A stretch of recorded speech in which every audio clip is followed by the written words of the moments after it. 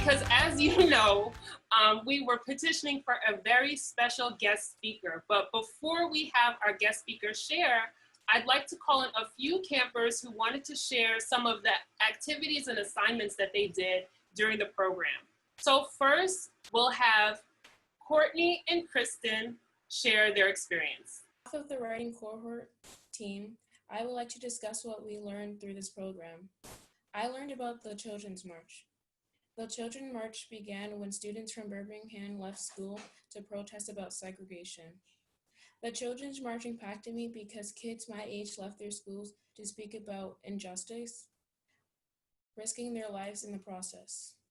In addition, our writing group had a choice to write about creative, persuasive, or informative writing of our choice. The topic I chose to write about was George Floyd. George Floyd died because of police brutality. This impacted me because it is emotional. Why would a person kill another person just because of their skin color?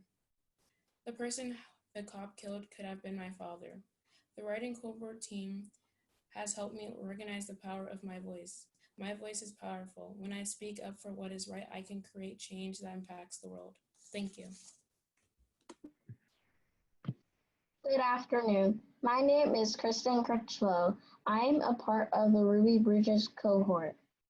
On behalf of our group, we would like to say thank you to the dinner table doc and our cohort leaders for this amazing opportunity. The Ruby Bridges cohort was exciting because we learned how to stay strong, become leaders, as well as not being afraid of who we are because of the color of our skin. We wrote poems to express who we are, what we believe, where we're going, as well as gained inspiration to inspire other young Black girls like us. The dinner table doc is special because this program is changing the lives of girls all across the country. The dinner table doc is an event we will always remember. Thank you. So much, Courtney and Kristin. Now we'll have Jasiah date. Good afternoon. My name is Jasiah Date. I'm 10 years old and I'm a proud member of the Miseducation of Brown Girls Leadership Academy, belonging to the public speaking cohort taught by Mrs. Ebony Williams. For the past 4 weeks, I had the privilege of learning, sharing, and growing in this rich, energized environment, led by an intelligent and driven group of young ladies. The most intriguing aspect of my camp experience was our Monday's whole group lesson session, where the campers learned about brave Black children and youth like Molly Diaz, who is making a difference and inspiring others at just 11 years old. Our first assignment impacted me greatly. We were given the task to present a speech to the crowd at the 1963 Children's March. I was transformed as I stood on the pulpit of the 16th Street Baptist Church in Birmingham, Alabama, to encourage young individuals like myself to stand for justice, racial equality, basic human rights, and freedom. More than 4,000 African American students walked out of class to demonstrate peacefully against the cruelty, segregation, and racism pelted upon them. Although they encountered brute forces from the authorities, their passion for freedom kept their mission ignited. Thanks to the youth, thanks to Black girls like me, that march changed our nation because they stood united and made a difference. The Children's March is significant to us campers because in times like now, where innocent Black lives are senselessly taken, we need to learn about leadership so we as Black girls can be empowered to continue the fight for civil rights and justice. Thank you. Thank you so much, Jasiah. Before we hand it over to Amelia, who will introduce our speaker, I just want to really, again, commend all of you for the hard work that you did throughout these past weeks with each other. In addition to the work that we did in camp, as Jasiah and Courtney and Kristin shared, there was an extra assignment that we did before camp started about the 1963 Children's March in Birmingham. And when we met for the first time on Monday, July 13th, we talked about how the Children's March made such an impact during the times and how you can make a difference no matter how old you are.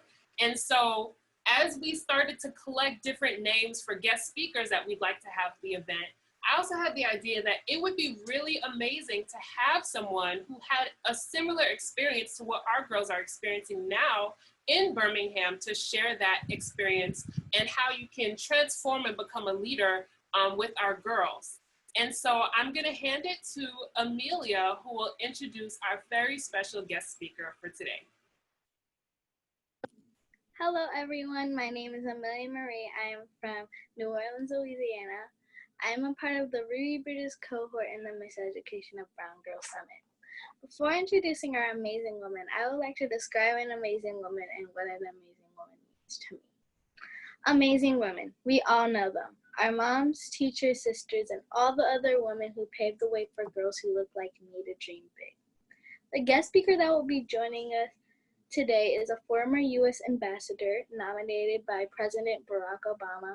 She and her family took part in the civil rights movement in Birmingham. As an ambassador of Cape Verde, she promoted the use of English in the nation and gender equality. She continues to show us brown girls that we can achieve greatness no matter where we come from. At this time, I would like to ask everyone to mute their microphones and join me in welcoming this amazing woman, Mrs. Adrienne O'Neal. Thank you so much. I am absolutely delighted to be here. It's a deep honor to share this culmination of all of your summer's work with you and to get a chance to get to know you. I was amazed at your creativity, at your cultural awareness, and at your passion for what you're doing. I actually took some notes. You covered human trafficking, wealth generation, police brutality, systemic racism and the power of the vote, gender equality, the legacy of slavery, and the danger of colorism, among many, many other things.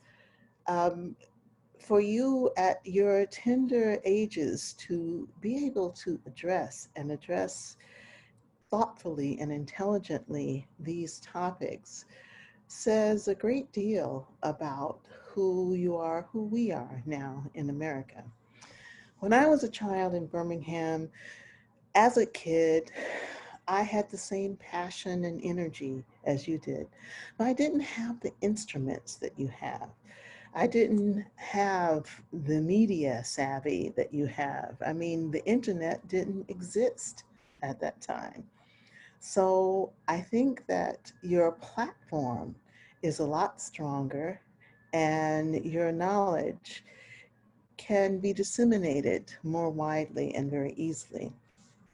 Now, I had planned to talk to you about self-care, but I was pleasantly surprised to hear Jade's presentation at the beginning about yoga and meditation. I have been practicing yoga for more than 20 years and meditation, and it's basically those things that have kept me at the top of my game, even past my 60th birthday. So I'm really happy to know that you're learning skills of self-awareness and self-preservation. I want to add just one little element to that discussion. We're now in a pandemic, as you well know, and in this pandemic, people of color are disproportionately becoming ill and losing their lives. One of the main reasons this is happening is because of poor health. So I'd want you to start paying attention now at your age, to the food that you ingest. I know, you know, how good it can be to have those that fried chicken and cornbread. But a lot of African Americans have fallen into poor health because of their eating habits. So I challenge you, limit your fast food intake to maybe once or twice a week, and pay attention to eating more fruits and vegetables and heavy foods. It's very, very important right now. And if you start at your age, by the time another pandemic comes, when you're an adult, your health will be so strong that it won't affect you. And this is what my wish for you is. Now, my other temptation is that after seeing how well spoken you are, how knowledgeable you are, how well you seem to understand your country, it makes me want to ask you to consider careers in foreign affairs. Now, I was an ambassador. The ambassador is the chief of the embassy. Now, I don't know how many of you have ever been in an embassy abroad, an American embassy abroad. So the next time you go to another country, make it a point just to pass by and see the embassy, because it's a whole little world unto itself. And it helps other countries to know who we are. And you can imagine in our current situation, it's more important than ever for citizens of foreign countries to understand who we are as Americans and who we stand for and what we stand for. And you are perfect to convey this, because our voice has heretofore not been well expressed. It heartened me to see that in the current demonstrations on against police brutality, we had demonstrations from countries all over Europe, Africa, Asia, Australia. So we have a community. And I think that your presence in embassies abroad would serve to strengthen this community and would also give you the strength that this community brings. Now, there are many, many things that you can do in an embassy. You don't have to study any one thing in particular, but there are many functions that you could have that will give you the opportunity to show the strength and the values of your country. A lot of people are familiar with the consular function. Those are the people who stamp visas and who decide who can come and who can't come into the United States. But the consular officers also take care of Americans abroad. If you have an aunt or a cousin or someone who's abroad and they're on Social Security, well, it's the consular officer who makes sure that they can receive their Social Security payments. We've got an election coming up. It's the consular officer who makes sure that Americans abroad get their absentee ballots. So there are many, many things that the consular section does. And if you are a consular officer, you would be face to face with foreign nationals every day. And what other face than yours to let them know the strength and the diversity of our country. Now, other functions of an embassy are public affairs.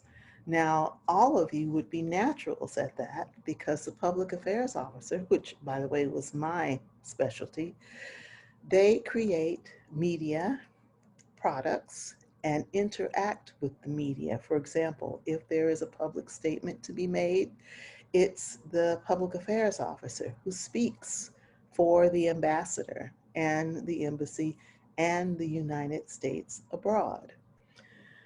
So I think it's important that you look at work in foreign affairs as you decide what kind of profession you will engage in as you grow older.